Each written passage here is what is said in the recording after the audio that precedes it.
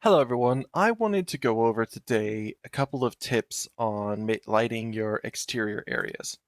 So one thing I know is a lot of people will tend to kind of overdo how many lights they use. Before I even do anything, I want you to guess how many lights for yourself or put it in the comments I'm using right now. So with this, you might be surprised to know that I am using the directional light and just the skylight. Those are the only two lights in this entire scene. So the reason that that works is the skylight, if I turn it off, is using the sky atmosphere in order to light the entire area outside. It's casting shadows and everything. So that mixed with the directional light creates all the light that I'm using in the entire scene. So using your skylight and your directional light really well together can light up your entire exterior scene, especially if it's in like a forest or something. So, of course, if I was to do nighttime, I would have to add in a few extra lights. But even then, you don't have to go overboard because in night, if you're trying to sell a natural scene, your character would actually be carrying around a light or something. And if they're not carrying around a light or something, you're going with a more stylistic feel.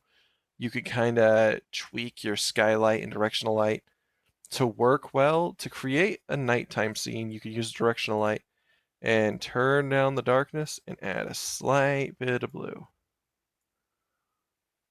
So adding that slight bit of blue and getting the light real dark can make it nighttime. There we go. And then of course you can lower it a little bit too.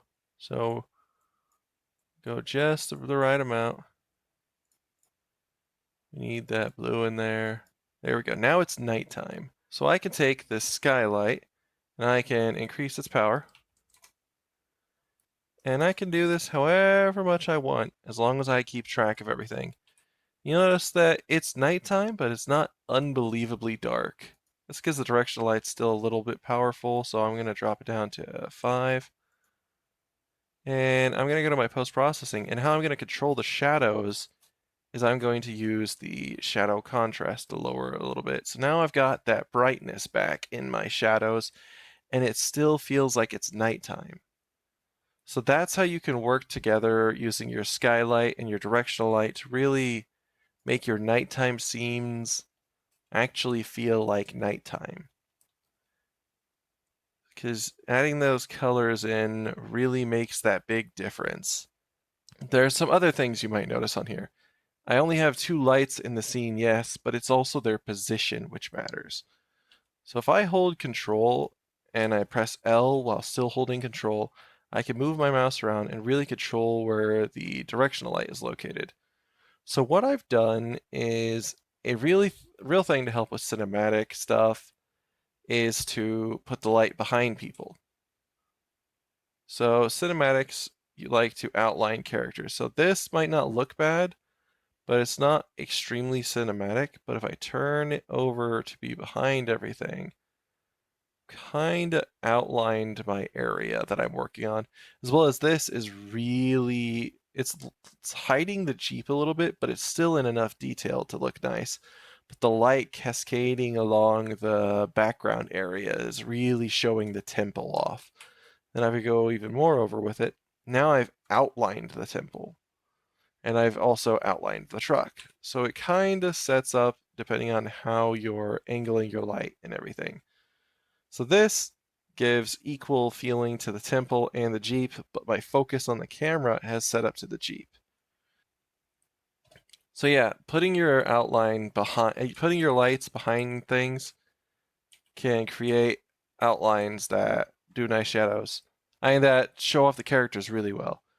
But there's also the idea of if you're making a video game, making sure that the shadows are in the correct areas work as well.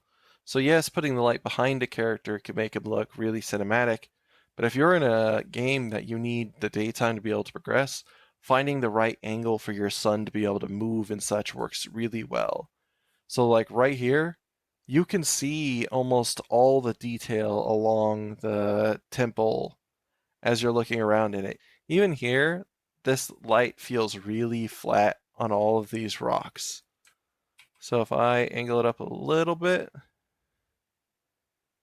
I can get those shadows cast from those individual pieces, creating just this little bit of extra detail. Over here is too dull, so I want to place a couple trees around there.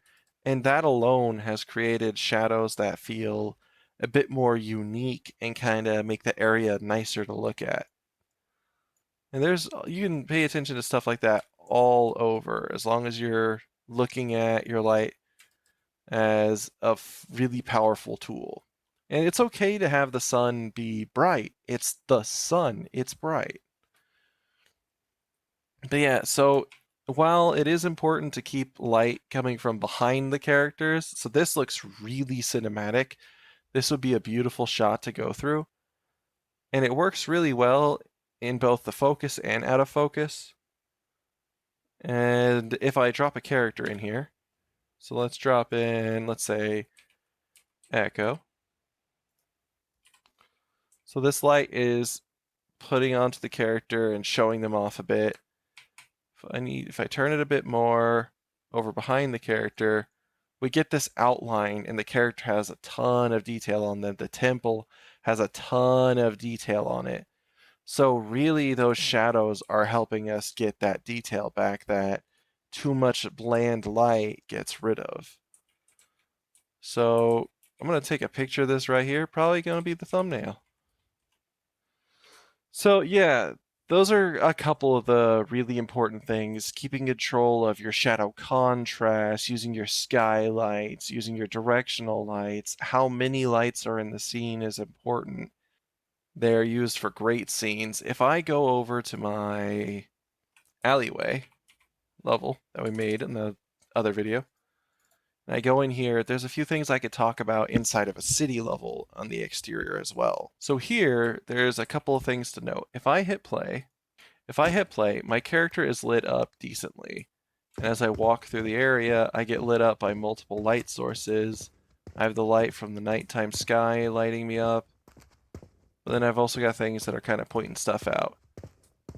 So right here, this is telling me that the laundromat is on. That sign's telling me that it's a laundromat, and that blue is setting a mood to the area. So that looks beautiful right there. And then the lights over there tell me people are active. But one thing you can do to spice things up is to add small little static lights over here. So these lights right here aren't doing anything, but if I have just the slightest rect light right here, because there's two of them, I don't even have to use more than one of these lights. I can kind of just light it up like that if I really wanted to, but I could also widen it to where it kind of separates to both of them. And that alone is causing just a slight edit and add to that area. So all I got to do is really change it to that yellow, and to really make it sell better when the player walks by is raise that. So I'm going to get rid of this because I don't need this car lighting up the area at the moment. But now, when the player walks by, they won't just get nothing, they'll get lit up by these windows. So it'll feel like an actual area. So doing small things like that can do a lot, and you don't have to hit the areas up there because if they jump, it wouldn't light them up anyway.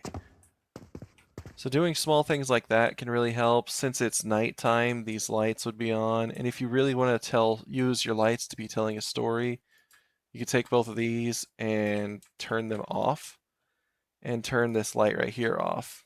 And just off of that, we've told a completely different story. That place is closed. It may seem simple, but it does change everything. That blue light is still lighting it up, so it looks nice and cinematic. But that light turning off is telling you stuff through story and other things. And here we're lighting everything up using these few couple lights, and it works really well. But if we switch it to daytime,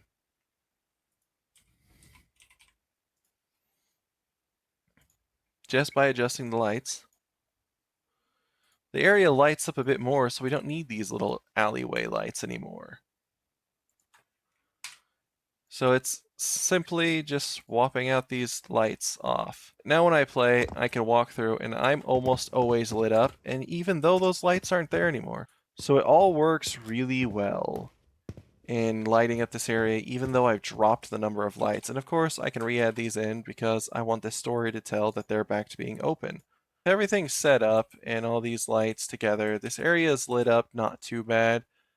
But there's a few more things I can look at, like the post-processing. I probably have the shadow contrast turned down because it was a nighttime scene.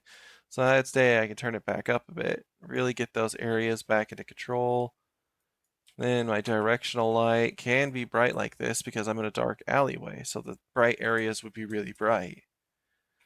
I could also kind of turn it. If I really wanted to kind of play with some shadows, I could angle it down like this. But this shadow right here really adds a bit of depth to it that wouldn't have been there before. But yeah, playing around with your angles, how your shadows are affecting everything, and all that is extremely important. One of the last things I want to talk about is how hard your shadows are. If I go to the directional light, I have source and soft angle. If I change the source angle to be a bit higher, you'll notice that everything gets a lot softer. The shadows weaken a lot. So that can be really useful if you're wanting to use that for stories. But if I go all the way down, it becomes really solid lines. If I take my hand right here and I put my hand over it, you don't see a really harsh shadow right there. Even if I take my phone and put it there, you get somewhat of a line from the shadow, but it's not super harsh. So it's smart to keep in line with how realistic you're going. If you're going with a stylized that uses these sharp to tell mood, like horror and things, or a really serious moment, it can work extremely well. But it can also work in the opposite direction. If you make a compassionate moment feel soft and focus on the characters and everything. So yeah, those are just a few of the things that I wanted to go over. I just wanted to talk about a few tips. I didn't want to do anything wild today. I really hope you all enjoyed the video. I hope you learned something, and honestly, I hope you all have a good night.